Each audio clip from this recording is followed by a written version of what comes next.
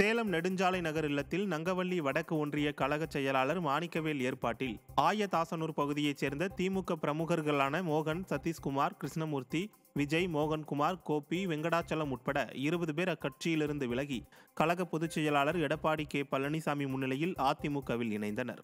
புரட்சி தமிழர் கழகத்தில் இணைந்தவர்களுக்கு அதிமுக துண்டணிவித்து வரவேற்று வாழ்த்து தெரிவித்தார். சானாரப்பட்டி ஊராட்சி மன்ற தலைவர் ராஜேந்திரன் உள்ளிட்ட கழக நிர்வாகிகள் உடனிருந்தனர்.